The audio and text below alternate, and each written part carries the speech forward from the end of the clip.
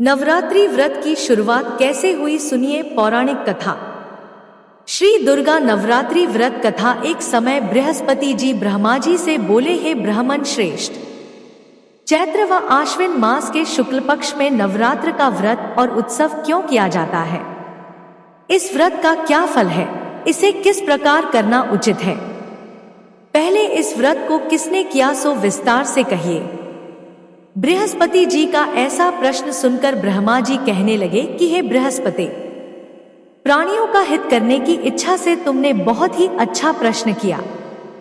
जो मनुष्य मनोरथ पूर्ण करने वाली दुर्गा, महादेवी, सूर्य और नारायण का ध्यान करते हैं, वे मनुष्य धन्य हैं। यह नवरात्र व्रत संपूर्ण कामनाओं को पूर्ण करने वाला है। इसके करने से पुत्र चाहने वाले को पुत्र, धन चाहने वाले को धन, विद्या चाहने वाले को विद्या और सुख चाहने वाले को सुख मिल सकता है। इस व्रत को करने से रोगी मनुष्य का रोग दूर हो जाता है और कारागार हुआ मनुष्य बंधन से छूट जाता है। मनुष्य की तमाम आपत्तियां दूर हो जाती हैं और उसके घर में संपूर्ण संपत्तियां आकर उपस्थित हो जाती हैं। इस व्रत के करने से पुत्र उत्पन्न होता है।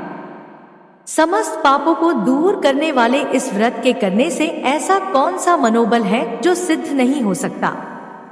जो मनुष्य अलभ्य मनुष्य देह को पाकर भी नवरात्र का व्रत नहीं करता, वह माता पिता से हीन हो जाता है, अर्थात उसके माता पिता मर जाते हैं और अनेक दुखों को भोगता है। उसके शरीर में कुष्ठ हो जाता है और अंग से हीन हो जाता है, उसके संतानोत्पत्ति नहीं होती है। इस प्रकार वह मूर्ख अनेक दुख भोगता है। इस व्रत को न करने वाला निर्दयी मनुष्य धन और धान्य से रहित हो, भूख और प्यास के मारे पृथ्वी पर घूमता है और गूंगा हो जाता है। जो विधवा स्त्री भूल से इस व्रत को नहीं करती, वह पतिहीन होकर नाना प्रकार के दुखों को भोगती है। यदि व्रत करने वाला मनुष्य सारे दिन का उपवास न कर सके तो एक समय भोजन करे और उस दिन बांधवों सहित नवरात्र व्रत की कथा करे। हे बृहस्पति, जिसने पहले इस व्रत को किया है उसका पवित्र इतिहास मैं तुम्हें सुनाता हूँ।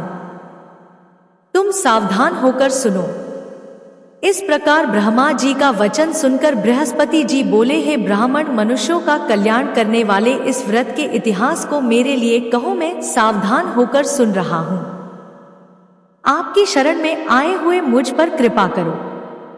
ब्रह्मा जी बोले, पीठत नाम के मनोहर नगर में एक अनाथ नाम का ब्राह्मण रहता था। वह भगवती दुर्गा का भक्त था। उसके संपूर्ण सद्गुणों से युक्त मनो ब्रह्मा की सबसे पहली रचना हो ऐसी यथार्थ नाम वाली सुमति नाम की एक अत्यंत सुंदर पुत्री उत्पन्न हुई। वह कन्या सुमति अपने घर के बालकपन में अपनी सहेलियों के साथ क्रीड़ा करती हुई इस प्रकार बढ़ने लगी जैसे शुक्ल पक्ष में चंद्रमा की कला बढ़ती है। उसका पिता प्रतिदिन दुर्गा की पूजा और होम करता था। उस समय वह भी नियम से वहां उपस्थित होती थी। एक दिन वह सुमति अपनी सखियों के साथ खेलने लग गई और भगवती के पूजन में उपस्थित नहीं हुई।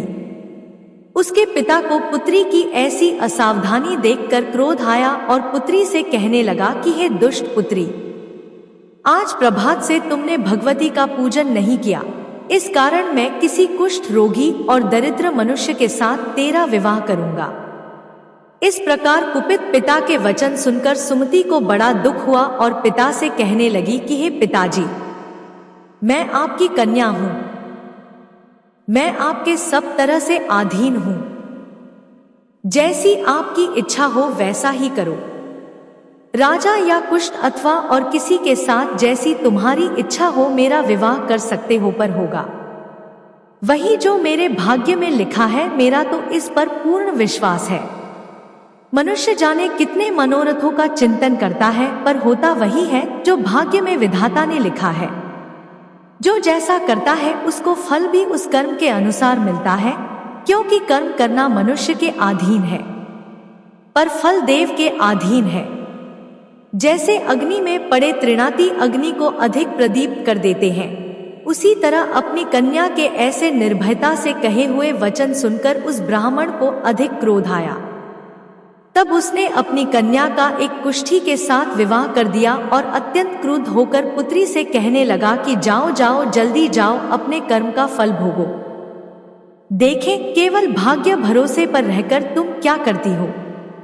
इस प्रकार से कहे हुए पिता के कटु वचनों को सुनकर सुमति मन में विचार करने लगी कि मेरा बड़ा दुर्भाग्य है जिससे मुझे ऐसा पति मिला।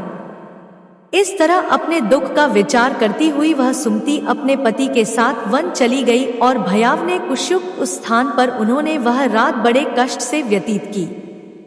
उस गरीब बालिका की ऐसी दशा देखकर भगवती पूर्व पुण्य के प्रभाव से प्रकट होकर सुमति से कहने लगी कि हे दीन ब्राह्मणी, मैं तुम पर प्रसन्न हूँ, तुम जो चाहो वरदान मांग सकती हो।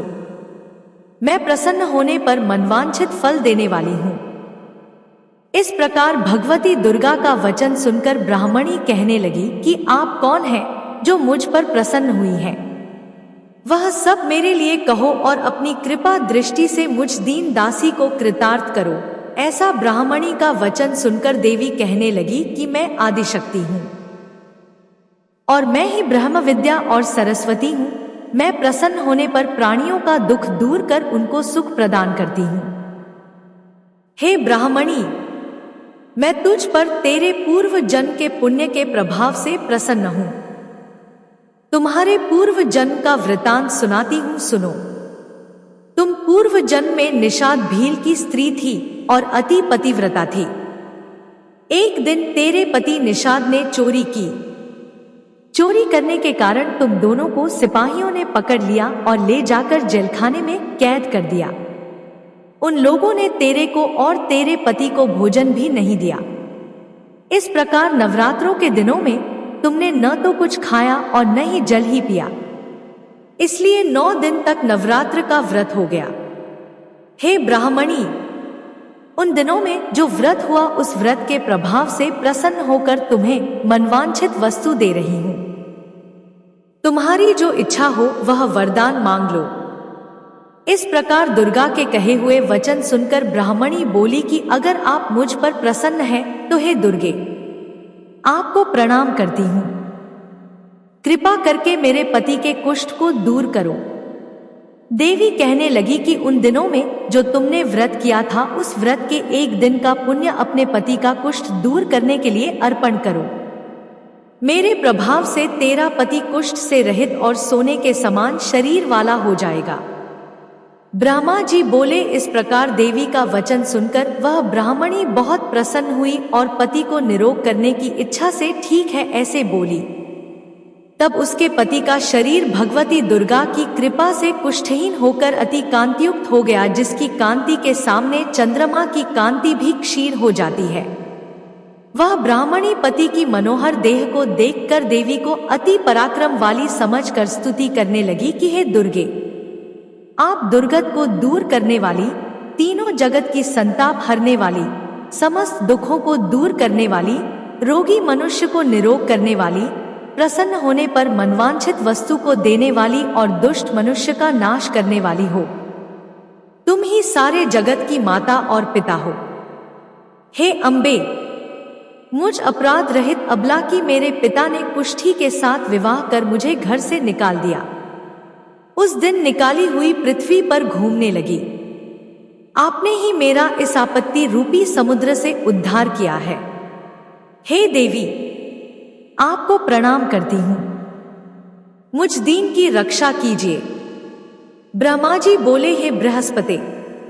इसी प्रकार उस सुमति ने मन से देवी की बहुत स्तुति की। उससे हुई स्तुति सुनकर देवी को बहुत संतोष हुआ और ब्राह्मणी से कहने लगी कि हे ब्राह्मणी, उदालय नाम का अति बुद्धिमान, धनवान, कीर्तिवान और जितेंद्रिय पुत्र शीघ्र होगा। ऐसे कहकर वह देवी उस ब्राह्मणी से फिर कहने लगी कि हे ब्राह्मणी, उदालय नाम का अति बुद्धिमान, धनवान, कीर्तिवान और जितेंद्रिय पुत्र शीघ्र होगा। ऐसे कहकर वह देवी उस ब्राह्मणी से फिर कहने लगी कि हे ब्राह्मणी, और जो कुछ तेरी इच्छा हो वही मनवांछित वस्तु मांग सकती है। ऐसा भगवती दुर्गा का वचन सुनकर सुमति बोली कि हे भगवती दुर्गे, अगर आप मेरे ऊपर प्रसन्न हैं तो कृपा कर मुझे नवरात्रि व्रत विधि बतलाइए। हे दयावंती, जिस विधि से नवरात्र व्रत करने से आप प्रसन्न होती हैं, उस विधि और उसके फल को मेरे लिए विस्तार से वर्णन कीजिए। इस प्रकार ब्राह्मणी के वचन सुनकर दुर्गा कहने लगी, है ब्राह्मणी, मैं तुम्हारे लिए संपूर्ण पापों को दूर करने वाली नवरात्र व्रत विधि को बतलाती हूँ, जिसको सुनने से समस्त पापों से छुटकारा मोक्ष की प्राप्ति होती है। आश्विन मास के शुक्ल पक्ष की प्रतिपदा से लेकर 9 दिन तक विधि पूर्वक व्रत करे। यदि दिन भर का व्रत न कर सके तो एक समय भोजन करे। पढ़े लिखे ब्राह्मणों से पूछकर कलश स्थापना करें और वाटिका बनाकर उसको प्रतिदिन जल से सींचे। महाकाली, महालक्ष्मी और महासरस्वती इनकी मूर्तियां बनाकर उनकी नित्य विधि सहित पूजा करे और पुष्पों से विधि पूर्वक अर्घ्य दे। बिजौरा के फूल से अर्घ्य देने से रूप की प्राप्ति होती है। जायफल से कीर्ति, दाख से कार्य की सिद्धि होती है। आंवले से सुख और केले से भूषण की प्राप्ति होती है। इस प्रकार फलों से अर्घ्य देकर यथाविधि हवन करें। खांड, घी, गेहूं, शहद, जौ, तिल, नारियल, दाख और कदम बिन से हवन करें। गेहूं होम करने से लक्ष्मी की प्राप्ति होती है। खीर व चंपा के पुष्पों से धन और पत्तों से तेज और सुख की प्राप्ति होती है। आंवले से कीर्ति और केले से पुत्र होता है। कमल से राज सम्मान और दाखों से सुख संपत्ति की प्राप्ति होती है। खंड, घी, नारियल, जौ और तिल इनसे तथा फलों से होम करने से मनवांछित वस्तु की प्राप्ति होती है। व्रत करने वाला मनुष्य इस विधान से होम कर आचार्य को अत्यंत नम्रता से प्रणाम करे और व्रत की सिद्धि के लिए उसे दक्षिणा दे।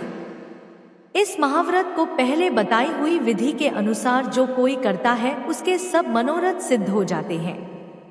इसमें तनिक भी संशय नहीं है। इन 9 दिनों में जो कुछ दान आदि दिया जाता है उसका करोड़ों गुना मिलता है। इस नवरात्र के व्रत करने से ही अश्वमेध यज्ञ का फल मिलता है।